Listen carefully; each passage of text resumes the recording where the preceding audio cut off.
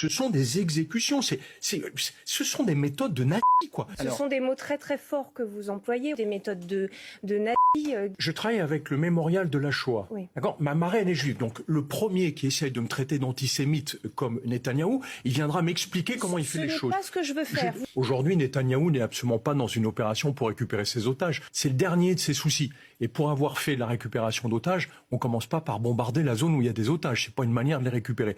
Il s'en fout. Son sujet, c'est pas de détruire le Hamas. De toute façon, c'est de détruire la bande de Gaza. Donc il faut sanctionner Netanyahou. Nous ne pouvons pas soutenir un État d'Israël qui ne respecte rien du droit international. Ce que fait Netanyahou, c'est un crime contre l'humanité. Sous prétexte de sortir des otages, Netanyahou fait exécuter tous les jours une centaine de Palestiniens qui ne sont même pas liés au Hamas. Ce sont des exécutions. Ce sont des méthodes de nazis, quoi. Donc on ne peut pas laisser faire ça. Vous avez vu que son ministre a annoncé qu'il voulait faire 22 colonies supplémentaires en Cisjordanie. Il ose dire, mais maintenant il faut rentrer dans la bande de Gaza et finir de massacrer le Hamas. Mais qu'est-ce que c'est que ces propos? Ce sont des mots très très forts que vous employez. On ne peut pas quand même ne pas revenir dessus. Des méthodes de nazis.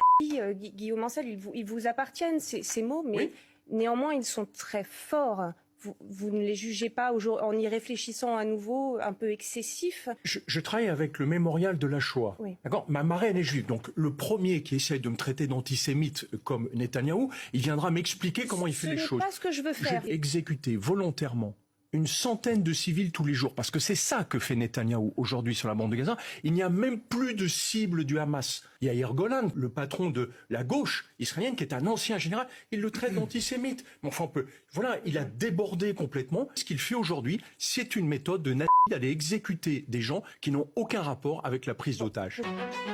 Bon, il a tout dit, puis la mielleuse, là, vous utilisez des mots forts, hein. Il y a eu 100 000 morts, greluche, d'accord? Donc les mots forts, tu te les carres bien là où je pense, parce qu'arrive un moment, il faut arrêter de faire les mielleux comme ça, quand on parle de plus de 100 000 morts sur un territoire qui aujourd'hui est victime d'un génocide, d'accord? Et je viens de vous publier dans une autre vidéo qu'Israël et sa Cour suprême de grands génies ont voté, en gros, ont accepté la détention, la prolongation de détention de corps d'enfants de 14 ans qui sont aujourd'hui en Israël, des corps qui ont été tués par l'armée israélienne. Donc en gros, la Cour suprême a validé le fait qu'Israël peut garder les corps comme outil de négociation.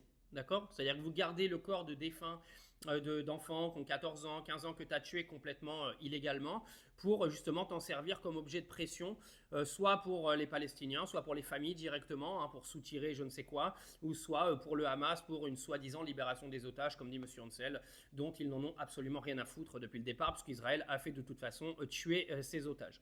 Oui, parce que quand tu bombardes les zones où il y a tes otages, tu tues tes otages. Faut arrêter de raconter n'importe quoi 2 secondes.